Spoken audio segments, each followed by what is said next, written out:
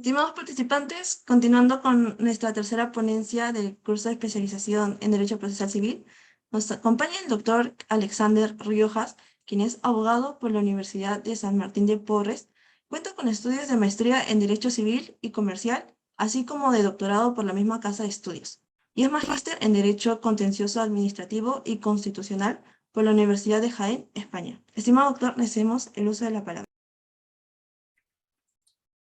Muy buenas noches, agradeciendo también la invitación que se me hizo para participar en este evento académico que considero de mucha trascendencia y poder estar de manera virtual con grandes profesionales, especialistas de derecho procesal, una rama que nos gusta, que nos apasiona y que de alguna u otra manera en estos minutos que se nos da pretendemos ampliar un poco los conocimientos que ustedes tienen y, como decía hace un momento mi estimado amigo Cristian, que generen ustedes esa semillita para que puedan ustedes un poco ampliar aún más los conocimientos en busca de mayor información para lograr un conocimiento más pleno del derecho.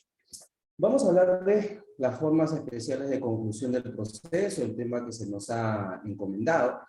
Y en principio, hacer referencia, por ejemplo, la secuencia del proceso. ¿Cómo conocemos, cómo se tramita, cuál es el esquema propiamente del cual se da el mismo, ¿no? Fíjense que el proceso inicia propiamente con la presentación de una demanda, ¿no?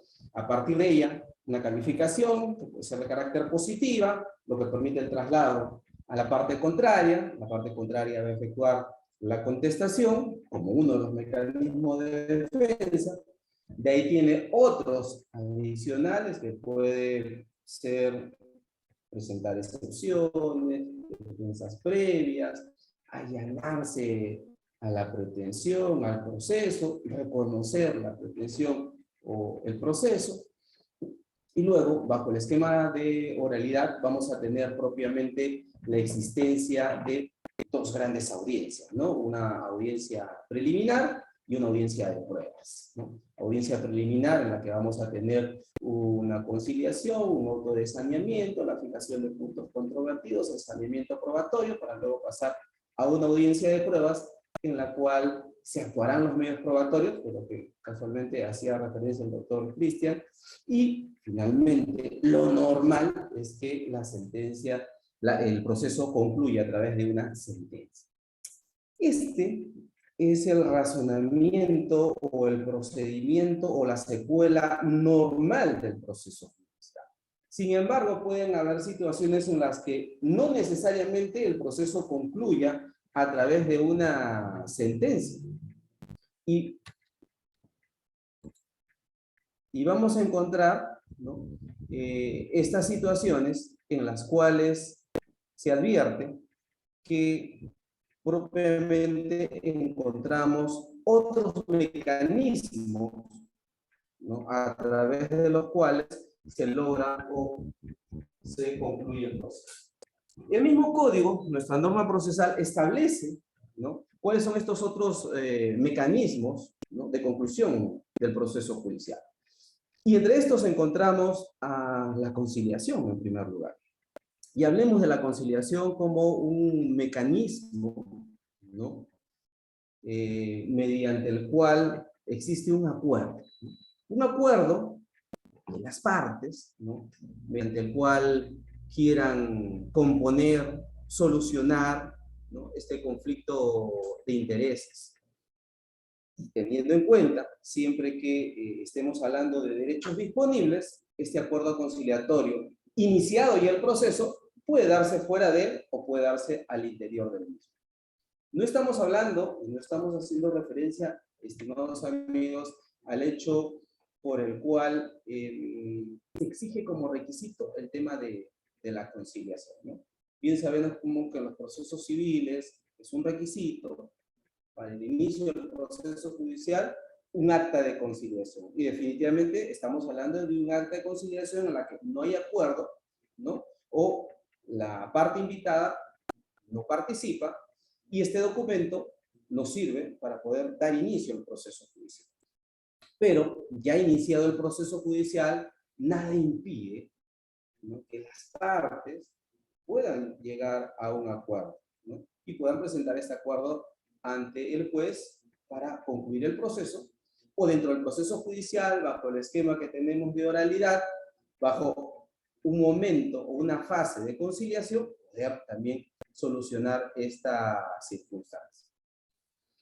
Entonces, ya desde el punto de vista de la secuencia del proceso judicial a la que hacíamos referencia, la conciliación propiamente judicial está dada por un acuerdo.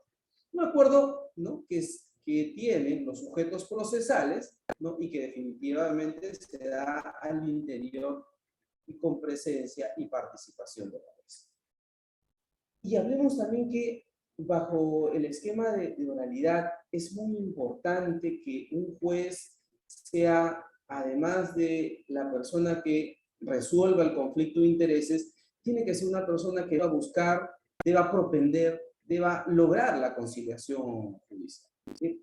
Varios magistrados, profesores, los que de alguna u otra manera han incentivado este tema de la oralidad en el proceso civil, hacen referencia de que el juez debe salir de su zona de confort. Y el salir de la zona de confort implica casualmente que él tenga una actitud, ¿no?, más activa dentro del proceso. Lamentablemente encontramos, ¿no?, situaciones por las cuales muchos jueces lo que hacen es preguntar a las partes, ¿no? ¿Tiene ánimo conciliatorio? ¿Tiene ánimo conciliatorio? No, no. Entonces pasamos a la siguiente fase. Y eso es un chip que se debe cambiar. Eso es una forma de pensar, considero yo, que es la misma que se dio en 1993 cuando aparece el Código Procesal Civil, y que casualmente por ese chip en algún momento decide excluir la conciliación dentro del proceso, ¿no?, y convertirla en un requisito previo, porque lamentablemente era una simple formalidad. Entonces, bajo este esquema de la oralidad, considero yo que el juez debe tener una participación más activa. Recuerden que el juez califica la demanda, recuerda que el juez califica la contestación, recuerden que bajo el esquema de oralidad el juez escucha a las partes, ¿no?, a través de, en esta audiencia preliminar, a través de los alegatos de apertura. Que no es la lectura de la demanda y la contestación, donde proponen su teoría del caso tanto el demandante y el demandado. Entonces, bajo este esquema, el juez está en la posición, en la postura, en la posibilidad de proponer una fórmula conciliatoria. Y eso le sirve a este juez para tener un proceso menos. No es solamente un dejar hacer, dejar pasar. ¿Tienen o no tienen ánimo conciliatorio? No. Tiene que tener una actividad, tiene que tener una actitud, ¿no?, que busque propiamente concluir el proceso en esta fase, en este momento. Lo que implica también que pueda tener una menor carga procesal, porque si un juez decide y busca y pretende lograr terminar todos o la mayoría de sus procesos a través de una conciliación, está logrando aminorar su carga procesal. Ya no va a tener las audiencias subsiguientes, ni evidentemente que emitir una sentencia, porque como ustedes saben, la conciliación tiene los mismos efectos bajo esas características. Y como les decía, ¿no?, lamentablemente en el 2008, bajo este esquema, esta mentalidad que tenían los jueces, se decidió excluir, ¿no?, a la audiencia conciliatoria dentro del proceso judicial, ¿no?, y dejarla como la posibilidad que tengan las partes de poder convocarla en cualquier momento, en cualquier etapa del proceso, pero convertirla también en un requisito para propiamente la presentación de la demanda.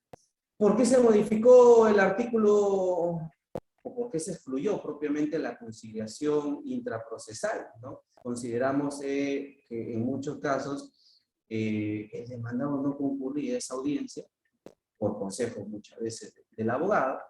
El juez en principio no estaba capacitado, ¿no?, para ser un buen conciliador. La fórmula conciliatoria del juez a veces no era aprobada por las partes. Yo he sido magistrado en el Poder Judicial Y les cuento una experiencia, ¿no? Casi en el 99% de los casos en los cuales yo tenía solamente a los sujetos procesales frente a mí, ¿no? Demandante y demandado, sin abogados, siempre llegaba a un acuerdo conciliatorio. Siempre llegábamos a un acuerdo conciliatorio. Entonces era menos carga para mí. Sin embargo, la sola presencia de un abogado en la audiencia implicaba que no se puede aprobar la fórmula conciliatoria. Es otra situación también que se da. Definitivamente las condiciones o el ambiente que se tiene en el Poder Judicial no resulta ser idóneo, adecuado para lograr una conciliación, ¿no? Y el juez, como le digo, está más apurado en pensar la audiencia que sigue, ¿no? Y lo único que quiere es cumplir con esta formalidad. Entonces, acá se advierte la ausencia de elementos básicos, como son el tiempo y el tema de la dedicación, ¿no? Para lograr esta circunstancia. Por ello, vuelvo a reiterar, se excluyó a la conciliación dentro del proceso. Sin embargo, bajo el esquema de oralidad que ahora nuevamente tenemos, ¿no? A raíz de la implementación de todo un sistema de oralidad en el proceso civil y la aplicación de los reglamentos de oralidad que se tienen, nuevamente, ¿no? La conciliación intraprocesal, ¿no? Es llevada a cabo por el juez en la llamada audiencia preliminar. Entonces, reiteramos ese aspecto de que el juez tiene que cambiar un poco su chip para lograr arribar a un acuerdo conciliatorio. Pero ¿hasta qué momento se puede llegar o se puede establecer un tema propiamente de la conciliación, ¿no? Sí, es posible incluso hasta la segunda instancia, ¿no? Hasta ese momento se permite lograr un acuerdo conciliatorio.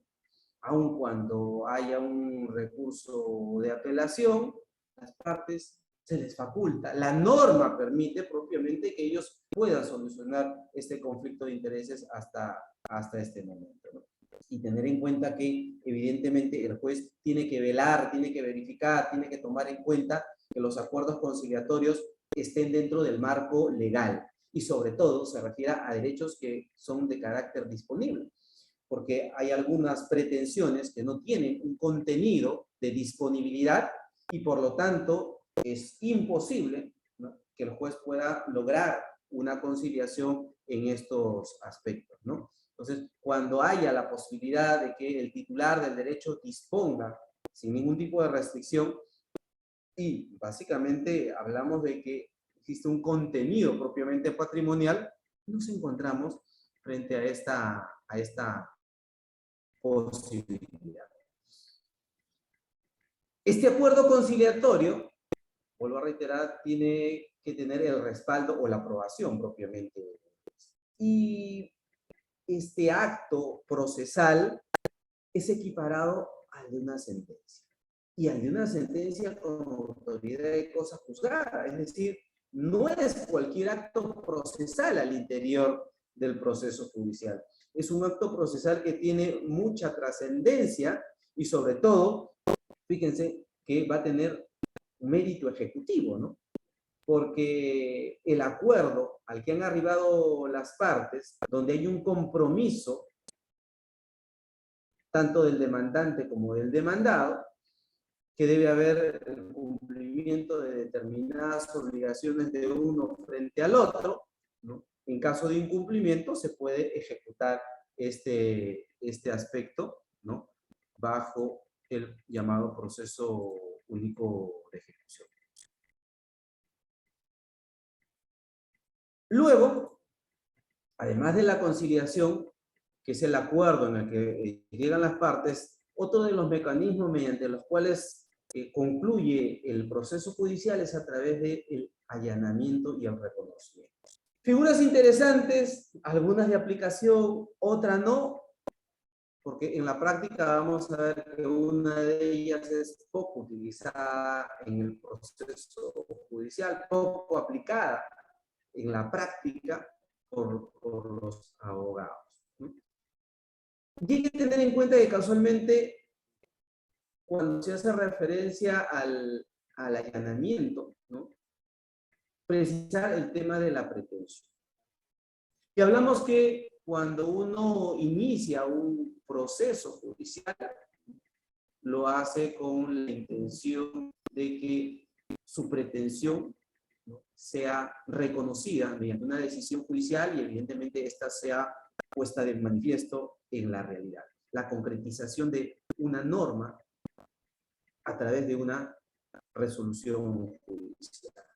Y encontramos como elementos de la pretensión el petitorio, ¿no?, el objeto propiamente de la pretensión. ¿Qué es lo que pido? ¿Qué es lo que solicito? ¿Qué es lo que planteo frente a la parte contraria? ¿Qué es lo que quiero que sea reconocido, declarado por el órgano jurisdiccional, ¿no?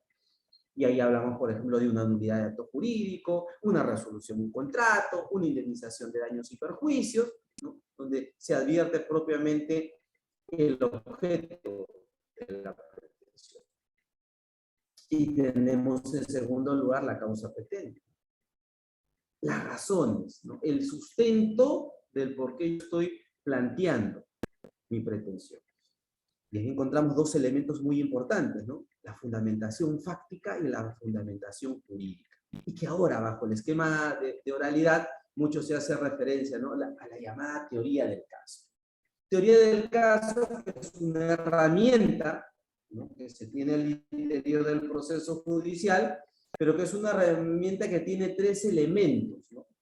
Un elemento fáctico, un elemento jurídico y un elemento probatorio. Casualmente, lo que hacía referencia hace un momento en la disertación del doctor Cristian, ¿no? Este elemento probatorio, que tan importante o trascendental es en el proceso. No basta el narrar los hechos, no basta con contar una historia si esto no tiene un respaldo o un sustento de aquellas afirmaciones. Pero además que exista una base jurídica, ¿no?, una referencia normativa. ¿Cuál va a ser la norma que se va a aplicar en el caso en concreto? Y ya teniendo en cuenta esta premisa, hablamos del allanamiento, ¿no? El allanamiento implica la aceptación por parte del demandado del petitorio. Por eso hablamos del petitorio y hablamos de sus elementos, ¿no?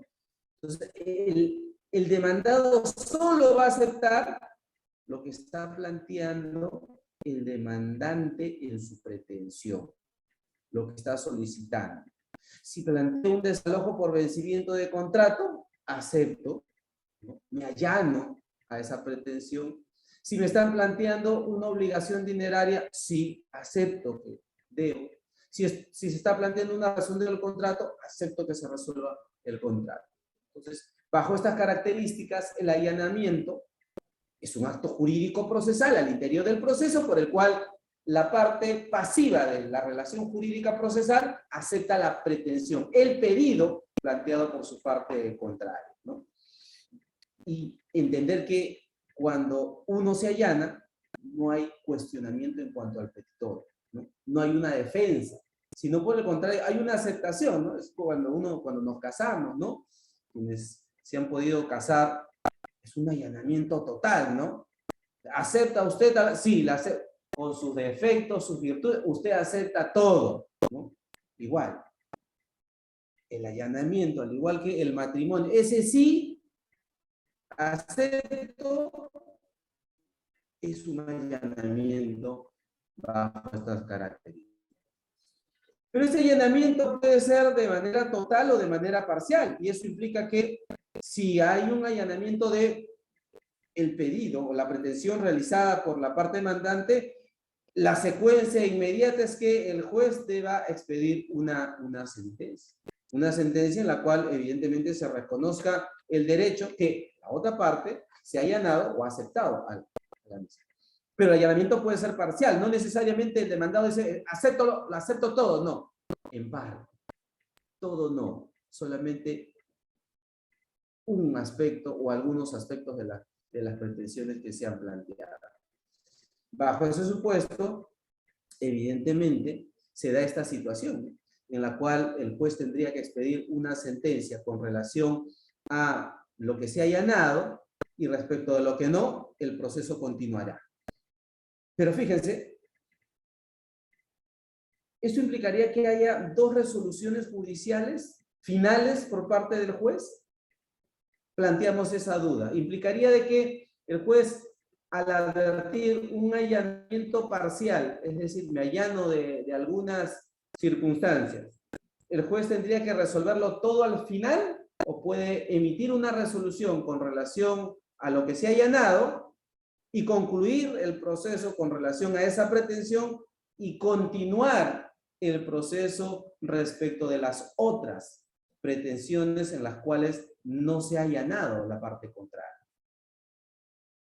Yo recuerdo que en algún momento discutíamos esto en la judicatura, porque muchas veces al juez se le controla en función a cuántos autos expides, cuántas sentencias expides.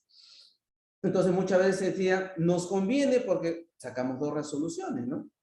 Una sentencia por una pretensión en la cual se ha allanado, y respecto a las otras vamos a emitir otra sentencia, ¿no? Mediante la cual se tenga que resolver casualmente sobre aquellas donde no hubo este allanamiento.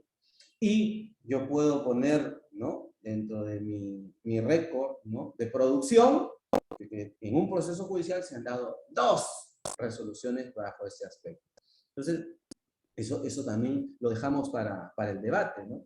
¿Qué es lo que podría suceder en ese caso en concreto? El juez tendría que sentenciar, que emitir un auto final con relación a la primera, a la pretensión allanada, y respecto a las otras, emitir una sentencia, o al final, ¿no?, al momento de sentenciar, pronunciarse también con relación al allanamiento. ¿Hasta qué momento me puedo allanar? Hasta antes que el juez emita sentencia. Evidentemente, si ya el juez resolvió las pretensiones planteadas por la parte demandante, no hay la posibilidad de que yo pueda realizar un allanamiento del mismo. Recuerden ustedes que, a diferencia de la conciliación a la que hacíamos referencia hace unos minutos, se da esa situación, ¿no? Y es importante tomar en cuenta que cuando uno se allana, ¿no?, hay un plazo, se da propiamente dentro del plazo que se tiene para contestar la demanda, lo que le permite, ¿no?, exonerarlo del tema propiamente de las costas y costos del proceso judicial. Ustedes ya saben, las costas son las tasas judiciales o los honorarios del abogado que patrocina a la parte. ¿Cuándo no procede un allanamiento? ¿No? Cuando el demandado, la parte pasiva, no tiene la capacidad para disponer de ese derecho en conflicto, ¿no? Estamos hablando, por ejemplo, de un apoderado, un representante a la cual no se le ha dado esa facultad, evidentemente no se dará esa situación. Si hay un conflicto de intereses que se ve que afecta el orden público, las buenas costumbres, evidentemente el allanamiento tampoco tiene ninguna validez. Recordemos que estamos hablando de derechos propiamente disponibles. Por eso también, si la pretensión o el conflicto planteado comprende derechos indisponibles, tampoco va a proceder el allanamiento bajo estas características. En tal sentido, en estos 3 puntos, el juez tiene que ser muy claro en advertir que no se dé alguno de estos supuestos para que no resuelva bajo una situación que no corresponde de manera legal. De otro lado, existe la figura del reconocimiento, ¿no? Y el reconocimiento también es un acto procesal mediante el cual el demandado, fíjense, además de aceptar el petitorio, lo que corresponde al allanamiento, acepta la veracidad de los hechos expuestos por la demanda. Fíjense que, volvemos a reiterar, en el allanamiento solo y exclusivamente se refería al petitorio, ¿no? Sin embargo, los hechos no. Y en el reconocimiento acepto no solamente el tema del petitorio, sino también acepto los hechos que ha propuesto la parte contraria. La fundamentación jurídica que ha establecido la parte contraria. Casualmente, en el introito de estas 2 figuras, hacíamos referencia a estos aspectos casualmente para que podamos entender o comprender bien ello. Y como les decía, ¿no? En la práctica, la figura del reconocimiento es casi inaplicable. No hay ningún abogado, ¿no?, que quiera decir, acepto la pretensión y además acepto los hechos y la fundamentación jurídica. Es decir, reconozco todo, ¿no? Todo lo que ha dicho la parte demandante, sí, está bien. No. Acá esta figura, vuelvo a reiterar, es poco aplicada, poco utilizada. Los abogados siempre más apuntan al tema del allanamiento por los beneficios que puede dar y muchas veces por las recomendaciones que también nosotros podemos hacerle al cliente, ¿no? Para no continuar litigando sobre una circunstancia que no tiene mayor efecto. ¿Y por qué? ¿Cuál es la razón en la que se basa para que muchos abogados de alguna u otra manera no tomen en cuenta el reconocimiento, pero sí el allanamiento, ¿no? Porque en el reconocimiento el demandado se expone a que le puedan iniciar, miren, otro proceso judicial, debido a que el hecho de aceptar no solamente el petitorio, sino que está dándole la veracidad a la fundamentación fáctica y la fundamentación jurídica. Y que de repente la aceptación de estos hechos evidentemente puede dar origen o puede permitir que le inicien una demanda posterior, una indemnización de daños y perjuicios, por ejemplo, ¿no? Y es esta la razón en la que argumentan muchos abogados para señalar que protejo los intereses de mi cliente en solamente plantear un allanamiento, más no el reconocimiento, porque genera, bajo este punto de vista, una desventaja a mi cliente. Otra de las formas de conclusión del proceso la encontramos en la transacción judicial. Y fíjense, en la transacción también es un acuerdo, ¿no? Donde, a diferencia de la conciliación, hay concesiones de carácter recíproco, ¿no? Sobre, evidentemente, el hecho litigioso o la pretensión que se ha planteado, ¿no? Y lo que se busca es, evidentemente, dar por concluido, ¿no?, este proceso judicial. Pero vuelvo a reiterar, y a esto hay que tomar en cuenta, se habla de concesiones recíprocas, ¿no? Esto implica que ambas partes ceden alguna posición o algún hecho patrimonial o extrapatrimonial, evidentemente disponibles, pero que logren casualmente, a través de ese acuerdo, la conclusión del proceso bajo estas características, ¿no? Entonces, hay un sacrificio, hay una renuncia por parte de los sujetos intervinientes. No es como una conciliación, ¿no? Acá encontramos claramente que hay una renuncia, ¿no?, de derechos, ¿no? Cuando no advertimos renuncia de derechos, evidentemente no estamos hablando de propiamente una transacción, ¿no?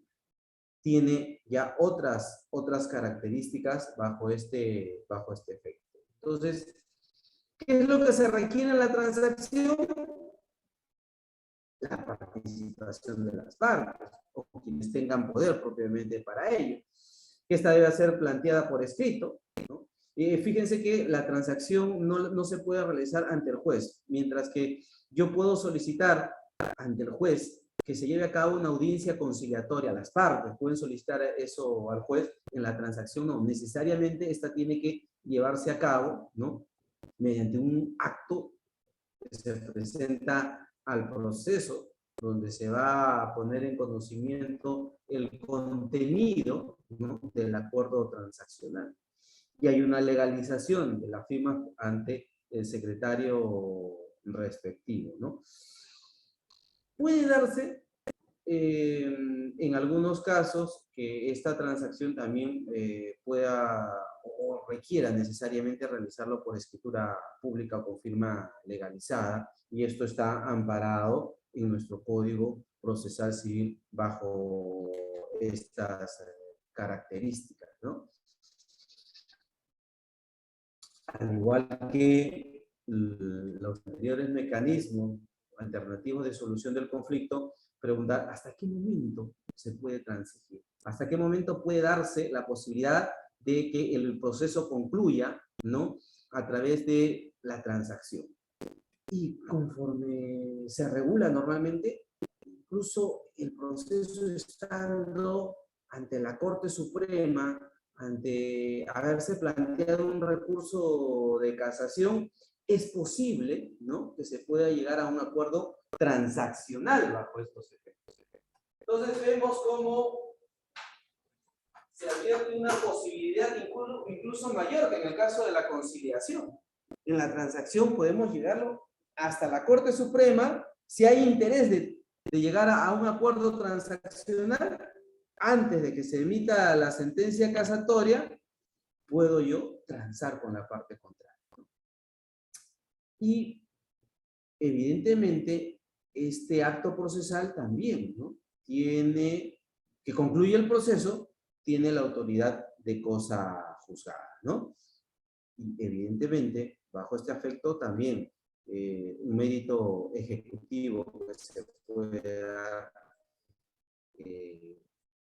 en ese supuesto.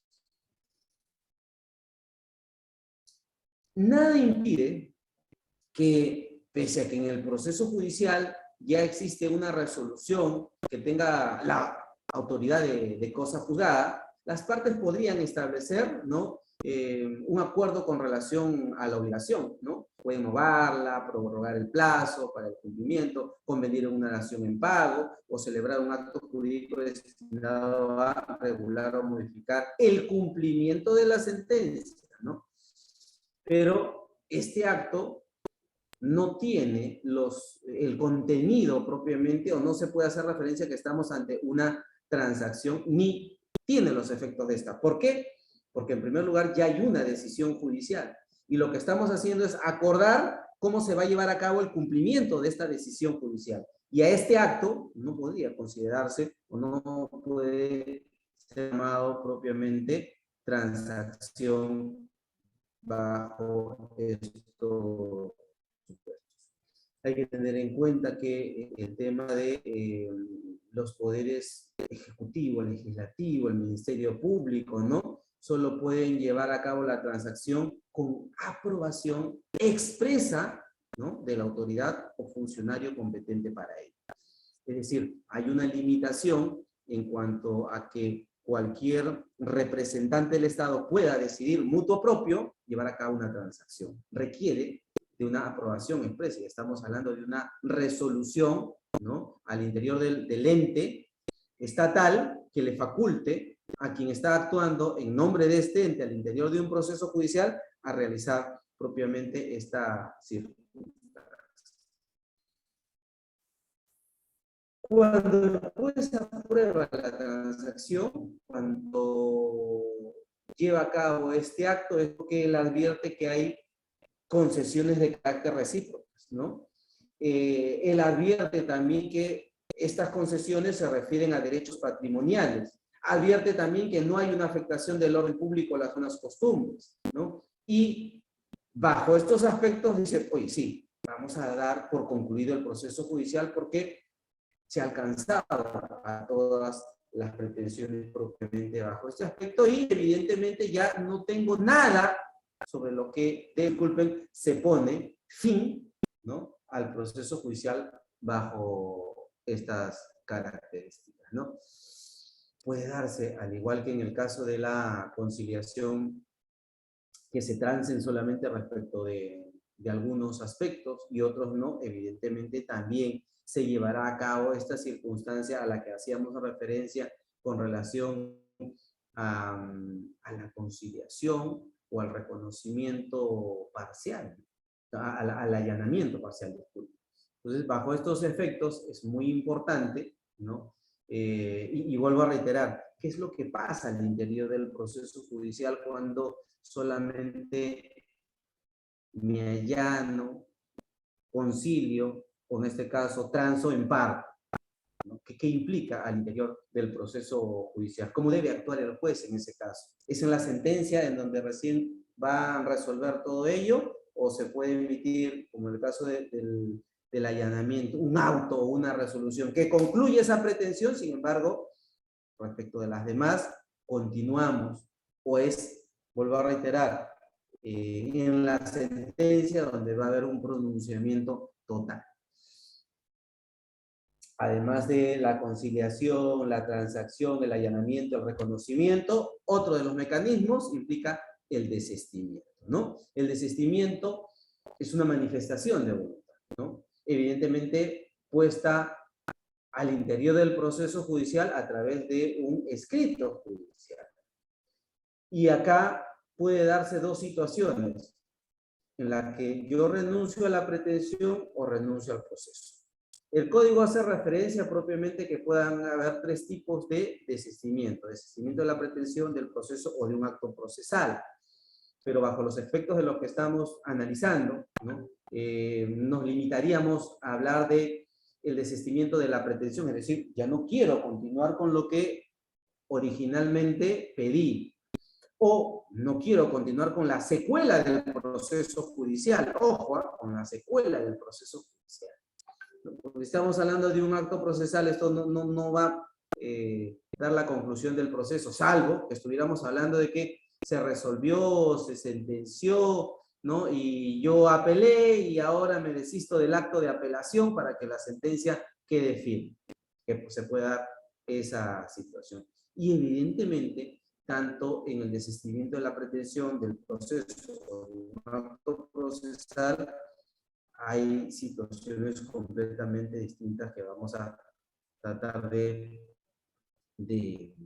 explicar brevemente por el tiempo que propiamente se nos ha dado, ¿no? Como habíamos dicho, desistirse es renunciar. Así como la canción de José José, he renunciado a ti, como lo hizo el mendigo ante el juguete caro que compraría a su hijo, ¿no? Como las aves a las estrellas. Pero bajo ese aspecto, vemos que hay una pérdida del interés. A veces, la secuela del proceso es tan larga y tan costosa que hay clientes que muchas veces, de verdad, se nos acercan y nos dicen, doctor, son 4 o 5 años, ya no doy más. No quiero continuar con el proceso judicial.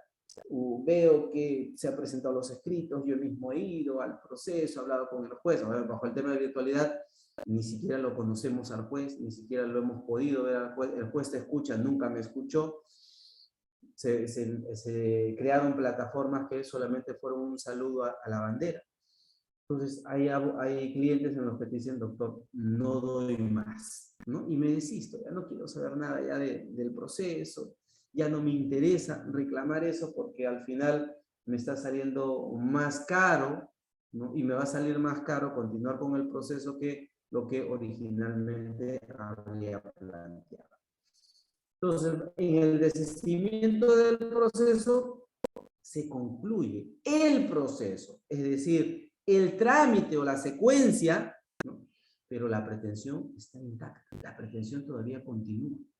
Y hay que tener en cuenta que si yo demandante, planteo el desistimiento del proceso, pero lo hago después de que ya se dispuso el traslado de la demanda, ya cuando el demandado ha tomado conocimiento de la pretensión, requiere que este demandado, ¿no?, acepte, ¿no?, el desistimiento. Fíjense, el desistimiento del proceso, cuando ya se ha iniciado la actuación del aparato jurisdiccional, requiere, ¿no?, de una conformidad por parte del demandado expresada dentro del tercer día o en su rebeldía.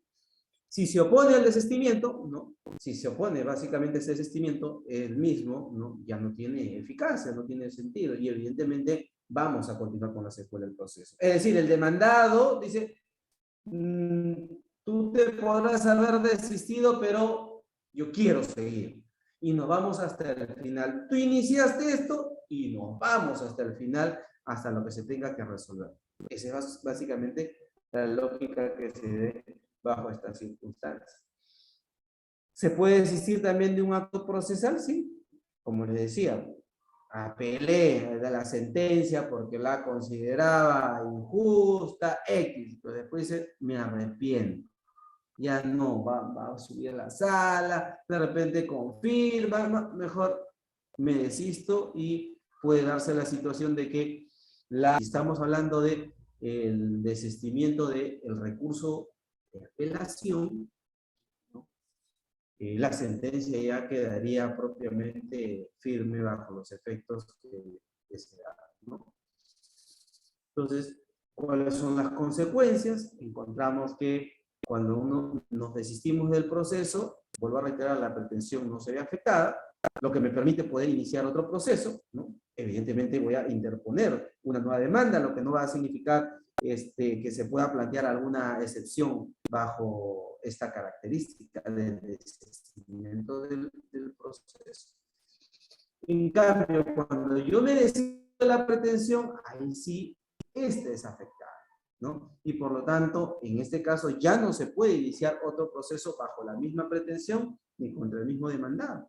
Y acá sí postula, sí se puede presentar, sí se puede plantear, sí se puede interponer una excepción bajo ese aspecto, lo que implicaría que en caso se admita esta excepción, se declare la conclusión del proceso bajo estas características.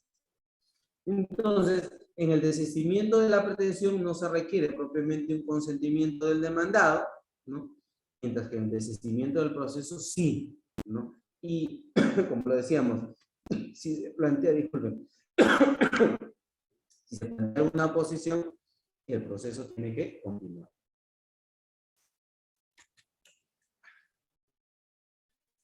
Igual, ¿hasta qué momento puedo desistir? El desistimiento se da hasta que se pueda producir, se lleve a cabo la consecuencia del acto procesal que se estaba planteando. Y señalábamos, ¿no? Disculpen, es improcedente el desistimiento del recurso de apelación si ya el superior resolvió.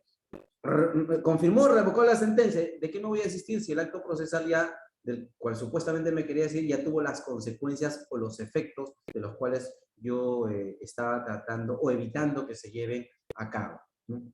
Este es otro aspecto también muy importante a tomar en cuenta, ¿no? Fíjense que en todos los casos estamos viendo hasta qué momento procesal, hasta qué circunstancia yo puedo, ¿no?, plantear esta figura. Luego tenemos el tema del abandono, ¿no? El abandono como un acto propiamente de extinción de la relación procesal por inercia, ¿no?, de las partes. Inercia sobre todo de la parte demandante, ¿no?, que no llega a realizar determinados actos de impulso del proceso y que evidentemente conlleva a la terminación del proceso, ¿no? Entonces, para que el abandono pueda proceder, es decir, es importante el transcurso del tiempo. Inactividad procesal de las partes. Y es más, ahora, ¿no?, opera el abandono propiamente de oficio.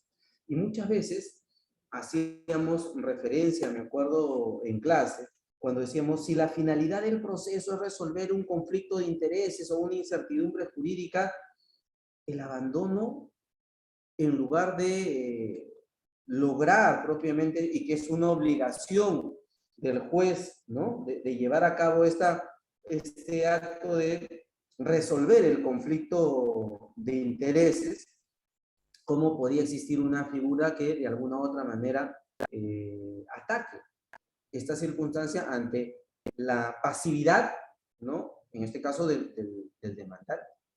Y entender que un proceso abandonado va a implicar que el demandante nuevamente acuda al órgano jurisdiccional, ¿no?, en busca de tutela, iniciando nuevamente un proceso judicial y siguiendo toda una secuela del proceso que ya se hubo llevado en anterior oportunidad y que por un acto de abandono pereció el proceso. Entonces, es utilizar de manera doble al proceso judicial bajo estas características. Hay que tener en cuenta también que no cualquier acto al interior del proceso implica, ¿no?, una actividad. Cambio de abogado, cambio de domicilio, solicito copias, me apersono, actos procesales que son de mero trámite, ¿no? Que implican la expedición de decretos. Estos no son considerados como actos de impulso del proceso. Entonces, bajo estas características también, el juez de oficio, y es más, se expidió hace algún tiempo una resolución administrativa que hacía referencia de que los jueces de oficio, ¿no?, deberían verificar, depurar sus expedientes y cuando vean una actividad de alguna de las partes, declararlo, ¿no?, sin necesidad de que sea solicitado, en este caso, por el demandado. Y bajo el esquema de oralidad, ustedes van a ver que uno de los principios que habla de impulso, ¿no?, y la actividad de dirección del juez, se establece que una excepción, ¿no? La excepción a esa regla es el tema de la figura del abandono. Entonces, esto, ya al haberlo establecido como uno de los principios o garantías del proceso bajo el esquema de oralidad, le da otro nivel, propiamente otro aspecto, ¿no?, bajo esta circunstancia. Cuando no opera el abandono, hay que tener en cuenta, ¿no?, que la paralización del proceso por una huelga, por alguna situación en la que evidentemente no esté en manos de la parte demandante, no se puede llevar a cabo. Fíjense, en la época de pandemia lo que sucedió, ¿no? Eso generó la paralización de los procesos judiciales y es más, obligó a que se pudieran y se emitieron diversas resoluciones administrativas señalando esta circunstancia, ¿no?, que no podía operar el abandono y los plazos procesales se mantenían bajo esta circunstancia. ¿Qué genera? ¿Cuál es la consecuencia? Evidentemente poner fin al proceso, ¿no? No, es como propiamente el desistimiento del proceso, ¿no? Acaba el proceso, pero la pretensión continúa intacta, ¿no? Le permite, ¿no?, iniciar otro proceso judicial durante un año, ¿no?, tomando en cuenta desde el momento de que se emite la resolución bajo estas características.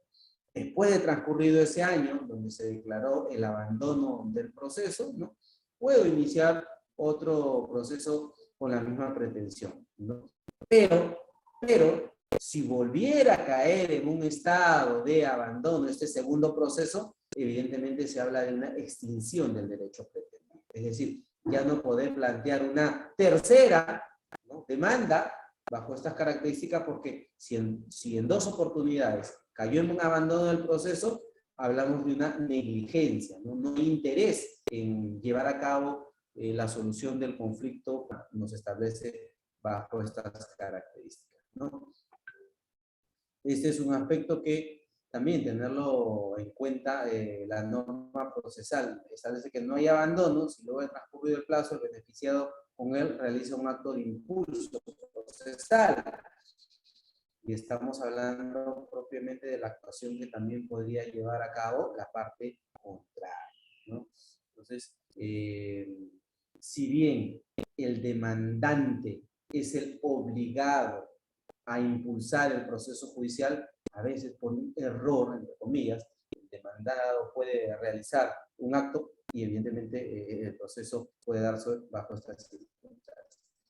No procede el abandono cuando estamos en ejecución de sentencia, o sea, ya está resuelto el proceso judicial y, oye, hace 4 meses, como no se ejecuta las sentencias, te pido el abandono. No. En los procesos no contenciosos tampoco permitibles, ¿no? Y hemos tenido varios plenos que se han hecho referencia propiamente con relación a este tema, ¿no? Si caen en abandono o no procesos que tengan que ver con el derecho de propiedad, ¿no? También, si el proceso se pone, tráigase los autos para sentenciar, y lamentablemente ese tráigase los autos para sentenciar implica, ¿no?, que pasen meses, señor, hace más de 4 meses que no emite la sentencia y por lo tanto solicito el abandono. No corresponde bajo estas características porque ya no está dentro de la esfera de dominio de una de las partes, ¿no?, la actividad procesales, sino propiamente en el juez, que es el que tiene el expediente en su control y es el que debe emitir la resolución correspondiente.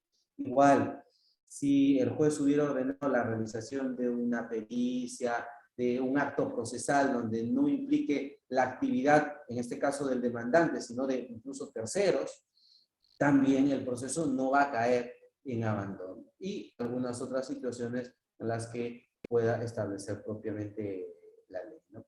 Al igual que en los otros casos, tiene consecuencias. El abandono del proceso, ¿no?, implica la conclusión del mismo, ¿no?, dejando sin efecto cualquier medida cautelar, evidentemente el archivo del mismo, pero, ¿no?, la actuación probatoria que se hubiera llevado en ese proceso, ¿no?, son válidas, pueden ser ofrecidas, pueden ser planteadas en otro proceso judicial. Mire, concatenamos un poco con lo que estaba hablando el doctor Cristian, ¿no?, con relación a la prueba. Si ya se actuó un medio probatorio en un proceso que cayó en abandono, nada implica que esta actuación probatoria, que tiene validez porque hay la intervención del órgano jurisdiccional del juez,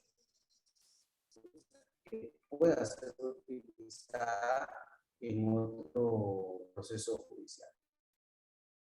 La decisión que emite el juez, de la cual dispone la magistrado también, y el recurso hay que tenerlo en cuenta cuando se da por una situación de error, ¿no?, en el cómputo propiamente del mismo, ¿no? Ya para terminar, ¿no?, podemos señalar, por ejemplo, que, claro, el proceso judicial, ¿no?, el íter normal es que concluya a través de una sentencia. Sin embargo, hemos visto que existen otros mecanismos mediante los cuales se pueda concluir el proceso judicial, ¿no? Y ya hemos hecho referencia casi a todos ellos, salvo uno, ¿no? Y ahora rápidamente voy a hacer, pero quiero concluir con algo, ¿no? Cuando hablamos del proceso judicial, y era la pregunta que había planteado en un inicio, pero prefiero ponerla al final, es, ¿el proceso es de derecho público o de derecho privado? Y todos van a llegar a la conclusión de que, doctor, sí, el proceso es de derecho público, ¿no? Tenemos una norma en la cual todos los sujetos estamos obligados a acatar. Sin embargo, vamos a ver que el proceso también está a disposición de las partes y que las partes también podrían decidir, ¿no?, cuándo concluye un proceso judicial. Y la culminación del proceso judicial podemos decir que es una actividad de las partes bajo estas características, porque las partes pueden determinar concluir el proceso judicial, ambos, ¿no?, parte demandante y parte demandada, a través de la conciliación o la transacción. No llegó una sentencia. Son las partes las que decidieron, a través de estos acuerdos, concluir el proceso. Es más, y eso no lo he colocado, es precisamente porque las partes también, ante la inasistencia o la inactividad o la no participación en una audiencia de pruebas convocada por el juez, no participación de ambos sujetos procesales, también implica la culminación del proceso.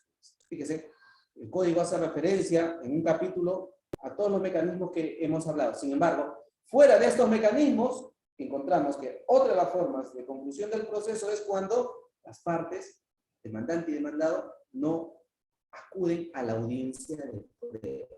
Doctor, y si es un proceso sumarísimo, y hay la audiencia única, ¿se podría dar ante inasistencia? Siempre y cuando se haya puesto ese apercibimiento. Es decir, el juez convoca una audiencia única, ¿no? No asisten las partes y el juez convoca una segunda, ¿no?, audiencia, y ahí pone bajo apercibimiento, en caso de inconcurrencia, de darse por concluido el proceso.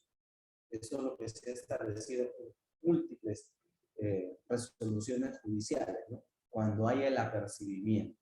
pero el código hace expresa mención a la audiencia de pruebas, conclusión del proceso por inasistencia de las partes a la audiencia de pruebas. Y como decía, ¿no? Las partes deciden la conclusión del proceso, ambos. También lo puede decidir la parte demandante, ¿no? Desistimiento y el abandono.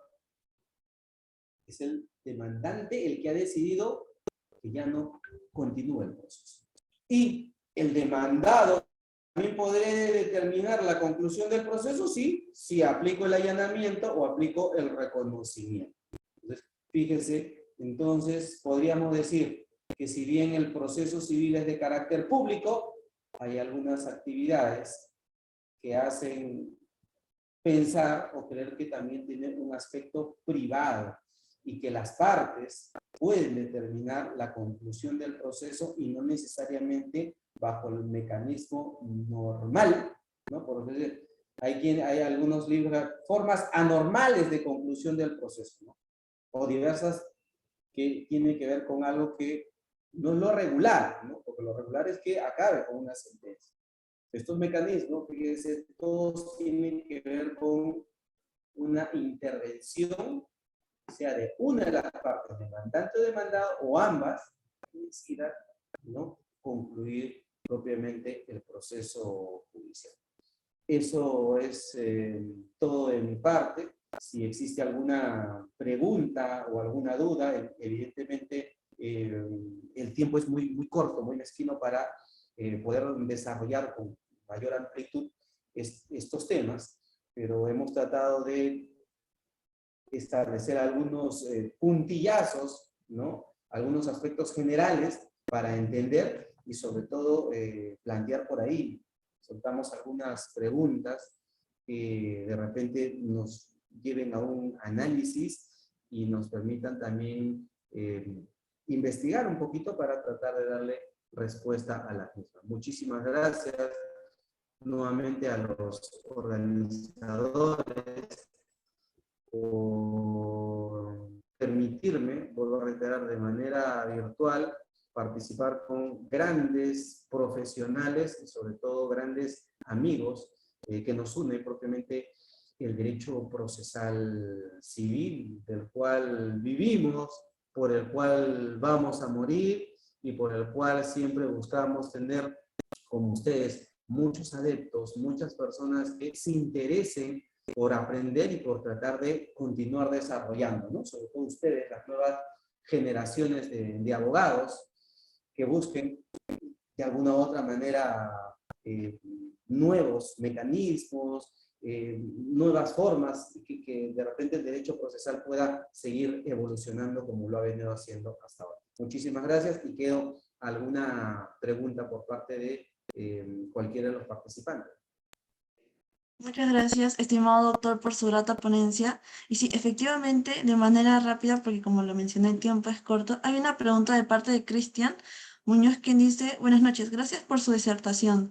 ¿Existen estudios o libros sobre las formas especiales de conclusión del proceso?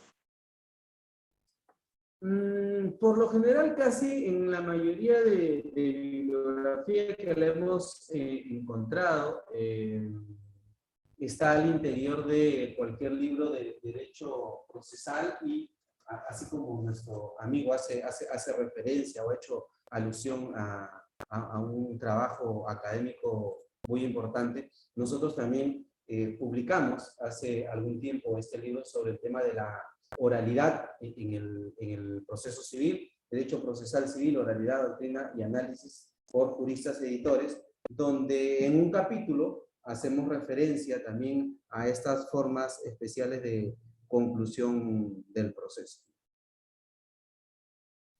Muchas gracias, estimado doctor, por su respuesta. Y bueno, de parte del equipo BeLawyer le extendemos un grato agradecimiento por su tiempo y por su excelente ponencia, así como que esperamos contar con usted en una siguiente oportunidad y también que tenga un buen fin de semana. Muchísimas gracias nuevamente a ustedes. Quedo gratamente, de verdad que muy importante la invitación y cuando ustedes deseen, cuentan conmigo. Mis saludos al doctor Carlos Valdivia, que es el que creo que va a continuar después de la disertación mía, y vuelvo a reiterar, ¿no? Me permite estar en una mesa virtual acompañado, reitero, de excelentes profesionales en el área, y el doctor Carlos Valdivia con su experiencia jurisdiccional, con sus conocimientos y su forma tan amena de enseñar el derecho, los va a hacer, a ustedes los va a encandilar, como muchas veces lo ha hecho cuando yo tengo la oportunidad de escuchar. Muchísimas gracias, muy buenas noches a todos. Gracias a usted, doctor. Muy buenas noches.